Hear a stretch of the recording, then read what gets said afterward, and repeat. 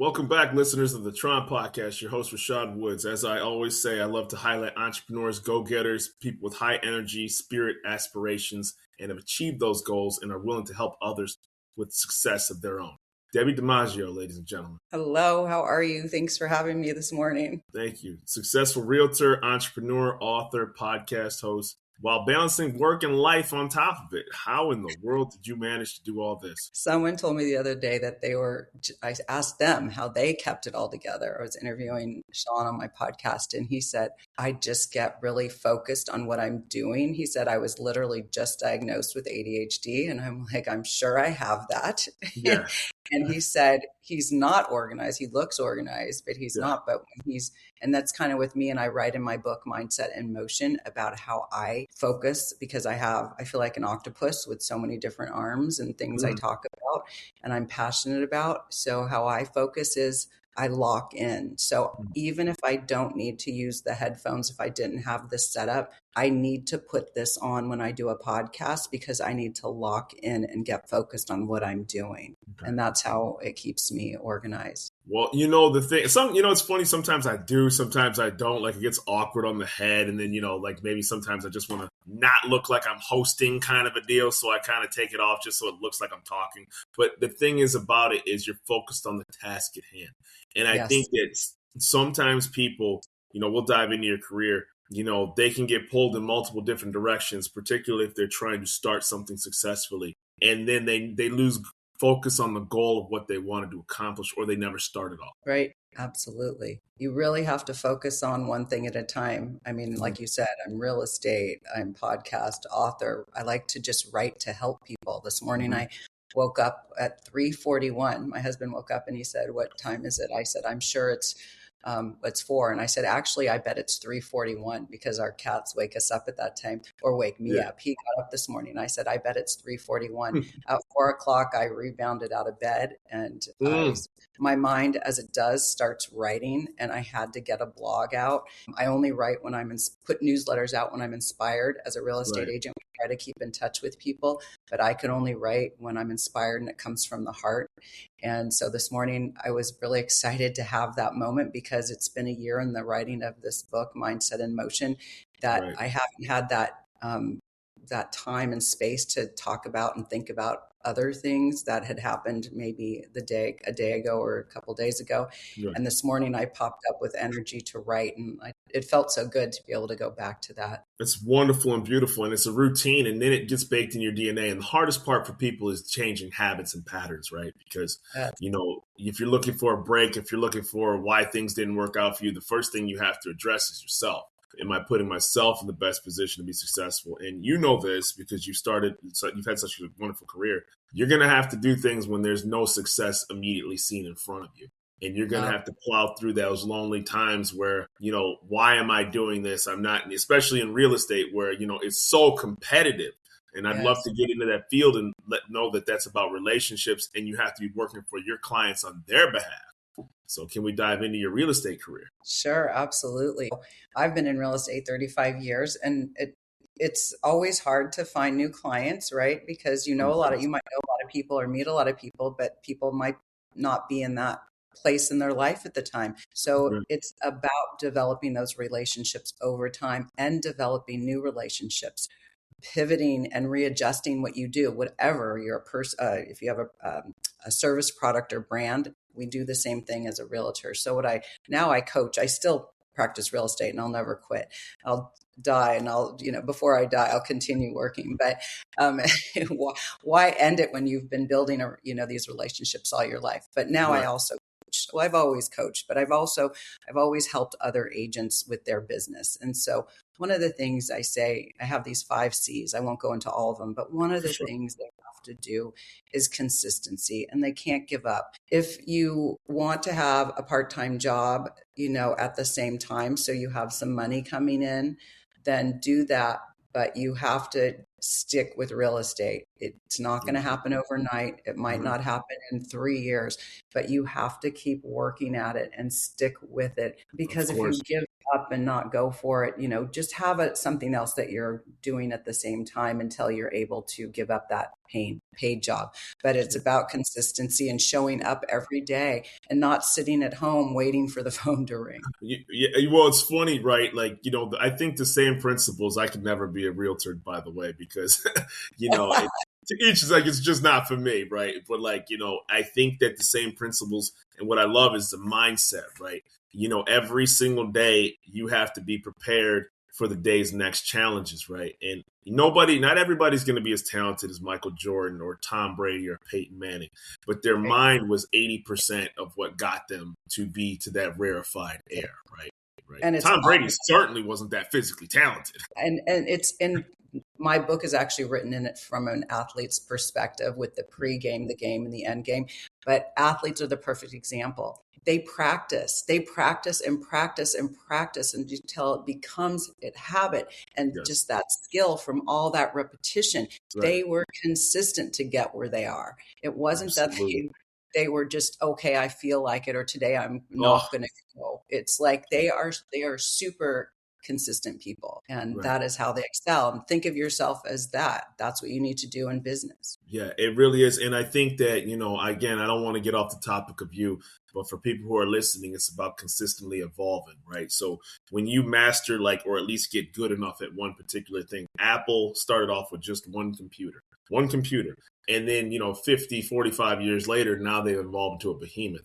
So I think, to your point, get good at one really good thing that you can sit back and say, okay, I've gotten good at this. It's become routine and second nature to me. Now I can evolve, so to speak. Everything that I've done, and the book comes back, I reversed engineered to come up with my 5-step mindset and motion method framework.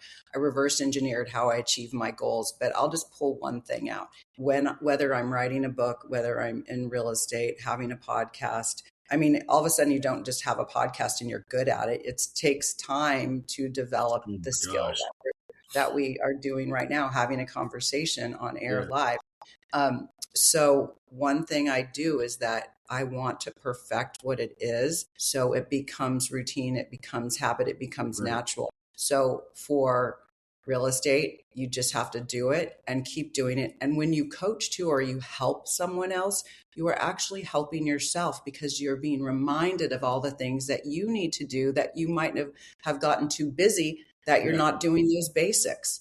So remember to go back to those basics and to practice what you preach, practice what you know that you might not be doing. Yeah. And you navigate, I've been to California 2 times. And so not more so San Diego area, Southern California. And I can only imagine what it's like competitive wise in that large state like that. And, in the markets that you're in, how do you navigate, that behemoth of real estate location when it comes to, being successful and being a top 1.5% for Core Icon Properties? I want to make sure I say their name too. And how did you manage to do that in such a big state? Yeah, well, I'm super hyper focused. So I'm in the East Bay, the San Francisco East Bay. I'm looking to San Francisco, but I'm in the suburb just across from the water, from the bay, 20 minutes away. And I super focus in my community. So Piedmont, Oakland, Berkeley, the kids, I grew up in Piedmont, the kids grew up there. Giving back is just something I've always liked to do. So that became a natural place for me to spend my time. I believe when you're doing something authentic to yourself, it shows. Whatever that is, if it's golf or cooking or gardening, it doesn't matter. Whatever that is to you. For me, it's charity work. But I noticed I created something called the Piedmont Business Network in our community years ago.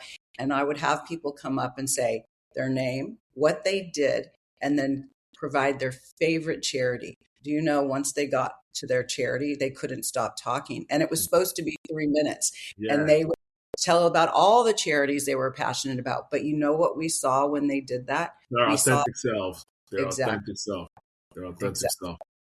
And that is, the thing is about it is that I think you hit the nail on the head. And this has resonated with listeners. And I can't tell you how much I personally grew, because when I was trying to figure out what was my space that I would navigate, to be a better version of myself.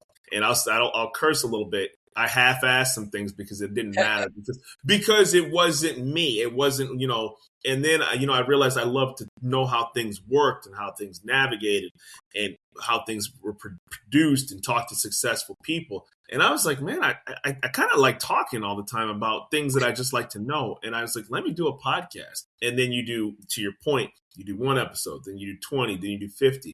And then you're like, oh my gosh, I'm actually halfway decent at this skill set.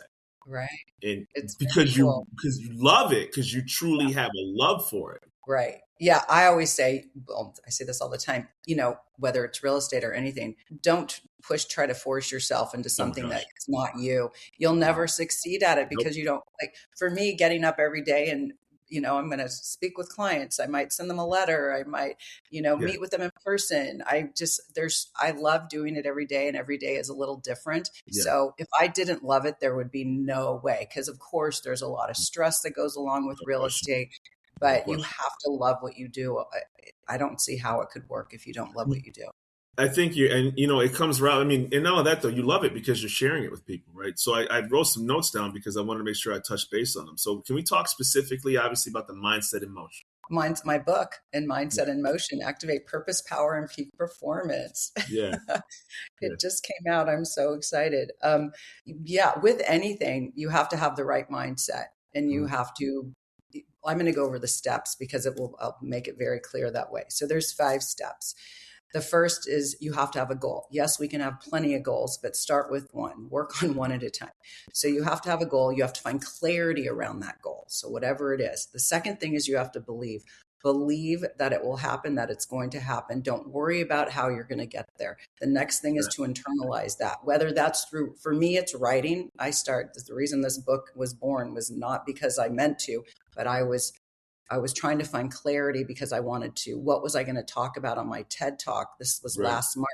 But as I was writing to figure out what I wanted to talk about for 15 minutes, I was writing, and I said, oh no, I need to write a book because I need that clarity. The journaling, it could be pinning on Pinterest, vision boarding. Then the next one is to share it with supportive people. So that morning when I woke up, I said, Adam, I don't think it's a TED Talk yet. I think I'm writing another book. So, but share it with supportive people. You can't share it with everyone. There will be naysayers. So be sure you're sharing with supportive people. The last step is to activate. This is where the hard work comes in. This is where you have to put in the work. And this is also where you can, whether it's finding mentors, people that you admire online, ask for help. It's Facebook support, groups, not support groups, but Facebook groups. There's so much coaches. There's so much out there for you to get help to help you with your goal. So that's the 5 steps.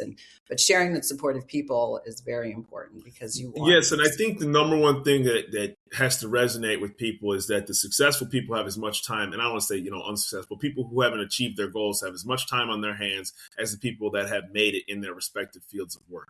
And it wasn't until they surround themselves with the right people and they changed their mental approach, and then they gave themselves an honest look in the mirror of their time management and, for lack of a better term, bad habits that they've developed over years. And sometimes they didn't even know that they had them, right?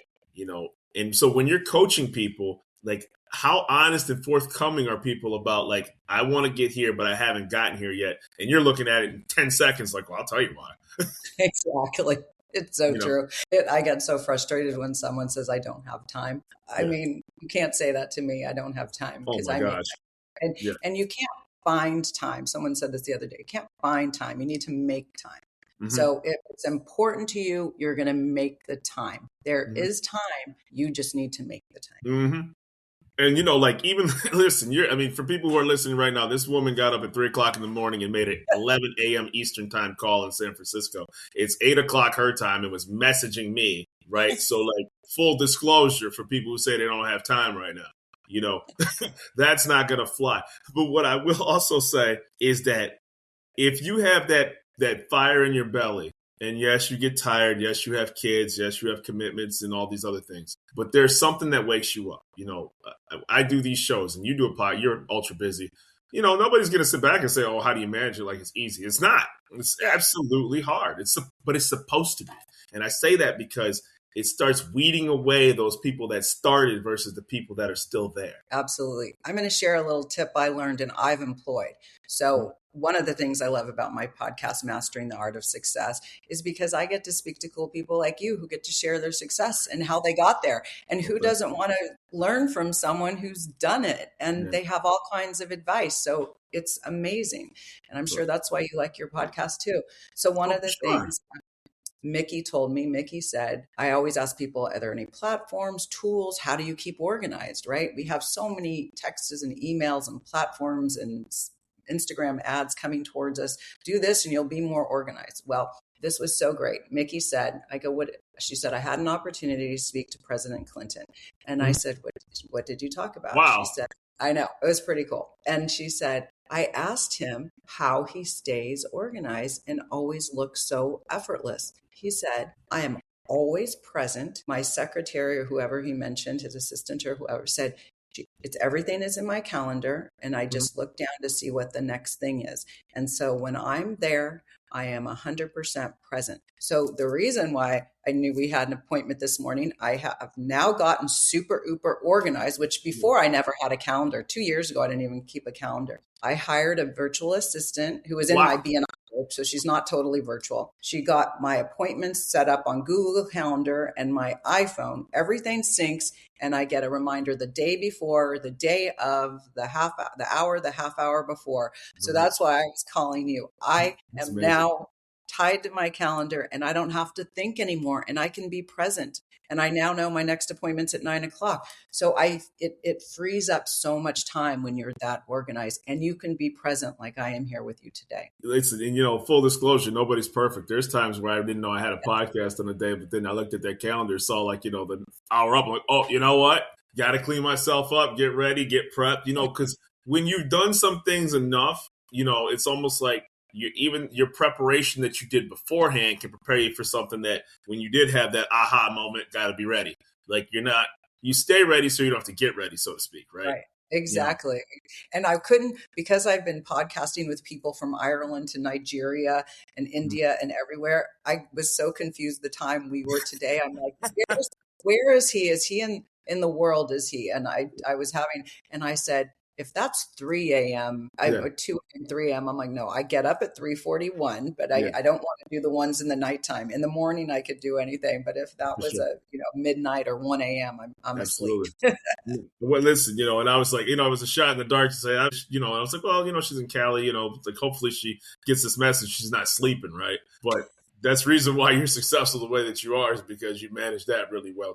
Talk about your realty career since 1989, and then you started your luxury real estate advisor, and then you did this during the Great Recession too. Like, oh my gosh. Yeah, it's interesting. There were two big moments in real estate during those 3 decades. So one of the best pieces of advice I can give to people when you're starting out, don't try to reinvent the wheel. Find a mentor, find mentors, follow the plan. You can always learn more, but don't, when you ask them a question and they give you an answer, listen to it and use it.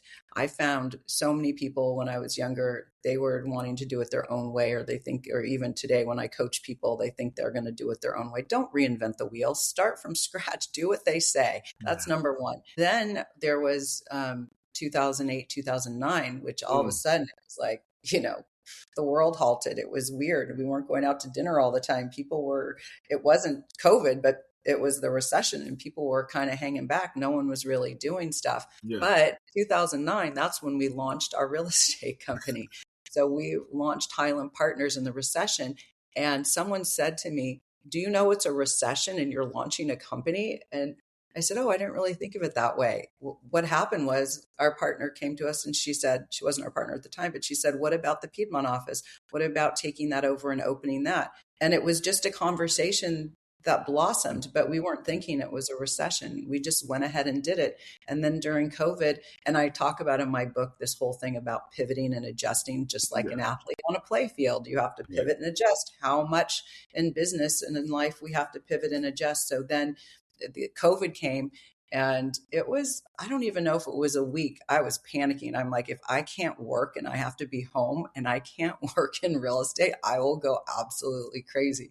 Mm-hmm. And thank God we became essential workers and we got to do it. It was great. It was very efficient. You couldn't just Right. show the house to anyone. They had to be someone who was interested.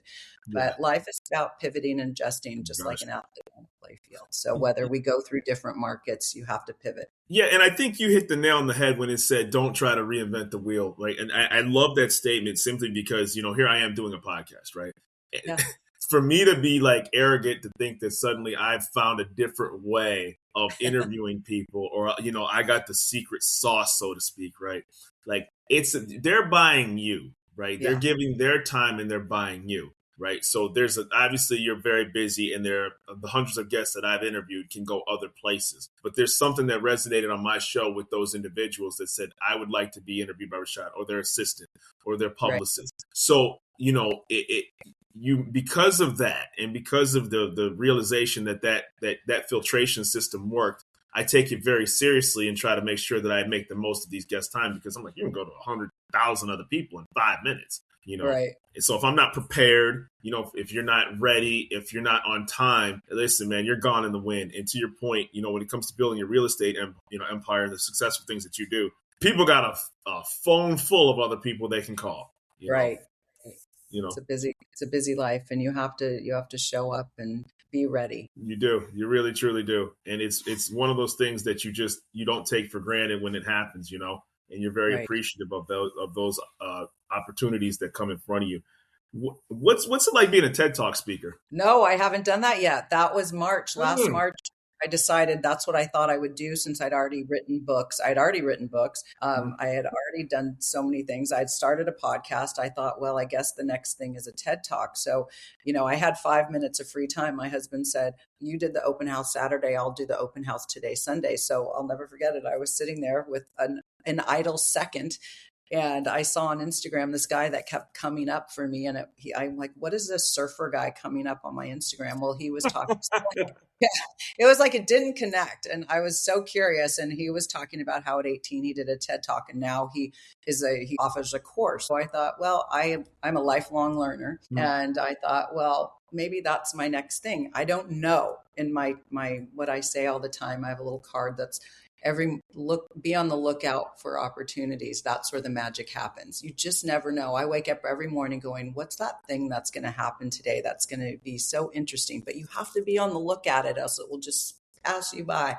Anyway, so I bought the course because I had a Sunday afternoon and I started taking the course, and then that pivoted into, because I was looking for that clarification on what I can speak about for 15 minutes with such heart and passion. I didn't have to memorize anything. And the next morning I woke up and I said, oh, I've got to write another book.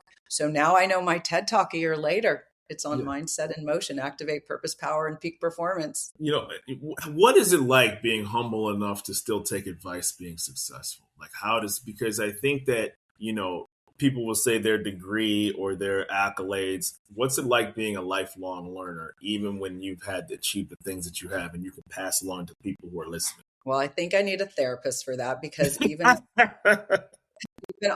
said this before.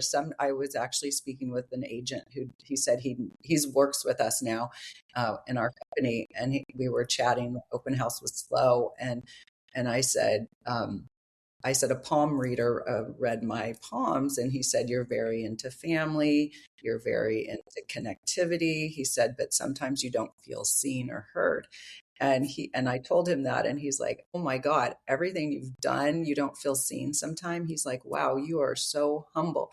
And then what I go beyond that, even the things that I've accomplished, and you make it sound so wonderful, which are things I have accomplished, I still don't feel like there is that pinnacle of, oh, I've done it, or I don't know if that is in my nature to ever feel that. And I just love to truly give and to teach and to learn, but I just love to learn. And then I love to share what I've learned. It's just my mission, I guess, and who I am. But yeah, I'll never feel, I am humble. I just don't feel that I am. Yeah. Anywhere right. Like you're at the top of the mountain, and that's why there's always the next, thing to scale, so to speak. Exactly. This is the part where we do the shameless plug in and I let you talk about yourself. Number one, where can people find you, your book, and all the other wonderful things that you've done? Wonderful. Well, thank you. So I've just revised a website. So it's just DebbiDiMaggio.com, DEBBI, capital MAGGIO, related to Joe DiMaggio. So it sounds the same. It's the same. Debbi DiMaggio. And please go to my book, mindsetinmotionbook.com. It is on Amazon. When you buy it, will you take a photo of yourself and text me 510-414-6777. Tell me your name and what you do, and I will put a plug out there for you if you want to include your website. But I'd be really grateful. And then if you would write a testimonial or endorsement on Amazon, that would really be great. And if you're looking to buy or sell property in California, give me a call. I hope I can get a copy of that book too as well. As you know, I think that that's what this show was built for and created, was to curate relationships with people who are successful, who are kind enough to share that successful with those stories with others, to inspire people to be the best version of themselves. And my personal curiosity has led me to interview people like yourself, and your time is very valuable, and I'm very grateful for it. Thank you so much. It was wonderful. Thank you. Debbi DiMaggio on the Randomness of Nothing podcast. Your mindset will take you places, and you just have to be the best version of yourself every single day. And I appreciate you for your time. Thank you. That was a lot of